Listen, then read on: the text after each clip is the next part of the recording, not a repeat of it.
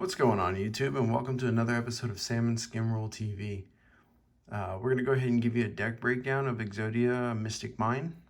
But before I get into the deck, I do want to give a quick announcement that at 150 subscribers, I'll be doing a giveaway to one lucky person. They'll be getting their choice, one Phantasme or Infinite Impermanence. Both will be from Dual Overload. So when I do hit that, I will go through whoever has their name shown and allowing me to take a look at my subscribers. I'll be picking from that list. But besides that, I'll be doing giveaways throughout the channel growth. So, as you guys help me succeed and thrive and grow as a channel, I will be doing more and reaching out and making sure you guys are taken care of as well. I appreciate everybody that has stuck it out and helped me grow so far. I'm at 103 subscribers. But all right, we're gonna go ahead and get into this, and this is Exodia Mystic Mine.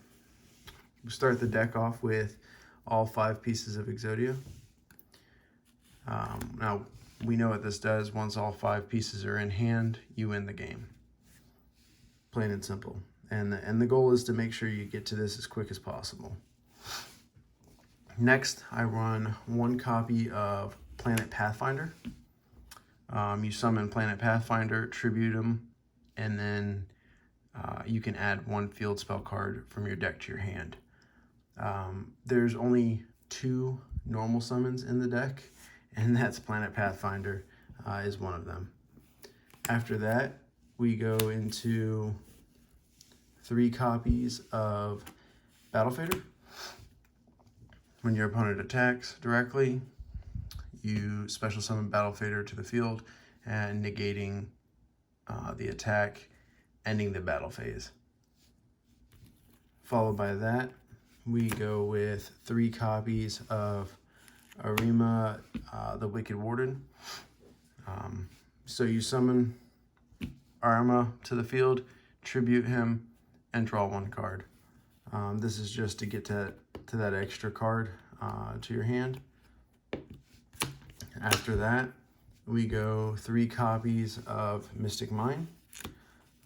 This is the main card of the deck that you are going to shut your opponent down and not allow to play the game. And that's the main goal of the game. Shut them down, don't allow them to play, and draw Exodia. Following that, you have 3 copies of Field Barrier, and this is to protect Mystic Mine. There's other cards in the deck that allow you to protect and carry out bigger plays. Field Barrier on the field, you activate, and it protects Mystic Mine from its own destruction, as well as opponent trying to destroy it. Following that, I play 1 copy of Terraforming. This allows you to search the deck to add a field spell to hand. And then I play 1 copy of 1 Day of Peace. This allows you and your opponent to draw 1 card, and then neither player take damage, that including battle or effect damage, until the end of the following turn. After that, I play 2 copies of Cup of Ace. This is great because I do play Appropriate in the deck. So again, with 1 Day of Peace, when your opponent draws 1, you draw 1 plus the 2 from Appropriate. And if you have more than 1 copy of Appropriate, you can draw up to 6 if you have them on the field. So with Cup of Ace, you draw the 2 if you get the heads. If you get tails, your opponent draws 2, you draw 2, 4, or 6 cards. After that, I play 3 copies of Dark World Dealings. So with Dark World Dealings, you and your opponent draw 1 card, discard 1 card, and with Appropriate on the field, you draw 1, your opponent draws 1, you both discard, and then you draw 2, 4, or 6 cards on top of that. Following that, I then run 3 copies of Hand Destruction. This is just ways of getting cards out of your hand that are just clustered. And again, if with appropriate, your opponent gets to draw cards, and then on top of it, you draw more on top with hand destruction. So you draw 2 cards, or you discard 2 cards, draw 2 cards. Your opponent does the same thing, and with appropriate, you draw an extra 2, 4, or 6 cards, depending on how many appropriate are on field. After that, I play 2 copies of Book of Eclipse. You change all face-up monsters on the field to face-down defense position. During the end phase of this turn, change as many face-down defense position monsters your opponent controls as possible to face-up defense position. Then your opponent draws cards equal to the number of monsters changed face-up by this effect.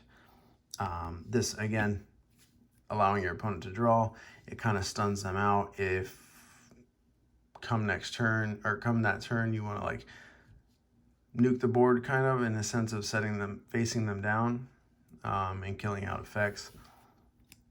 This is your go-to, again, forcing your opponent to draw more cards.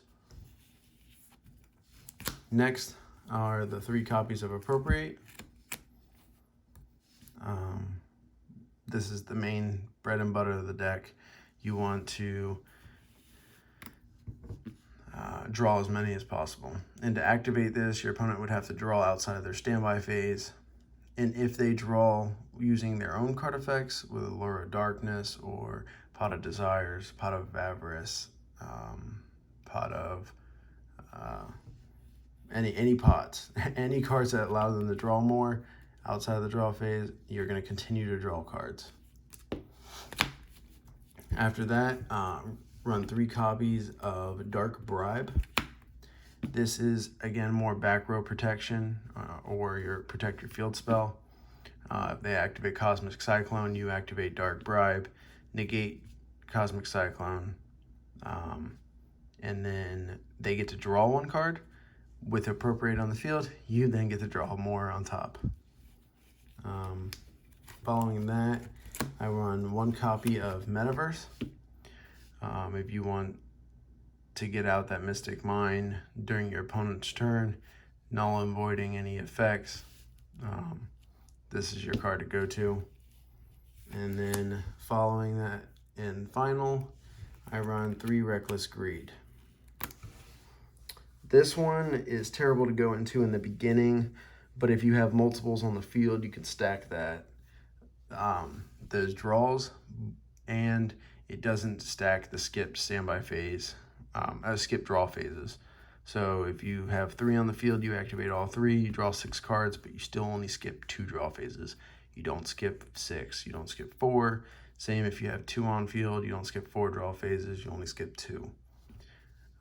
And that's why I run this at 3. But the deck is fun. I have no extra deck. There's no need for an extra deck.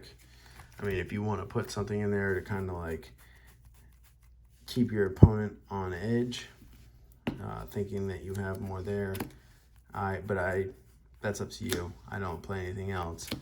I could place an Upstart Goblin in here, but again, I'm not trying to just straight draw. I keep the deck at 40 cards. Any more than that, you're just wasting space, and you're adding more than you need to be. But besides that, this is my Mystic Mine Exodia. The deck's fun for you, not your opponent, because Mystic Mine is very annoying and obnoxious. I mean, there's multiple decks that run it, and yeah, no, it's an obnoxious card. I'm surprised it's still at 3. But y'all have a wonderful day. Y'all stay safe, stay healthy, and if you like the video, you like the content, like, subscribe, ring that notification bell, and yeah, stay tuned. We'll have some more deck profiles. I think the next one's going to be Emancipator. I've been working on that one, trying to get that tuned and fine-honed.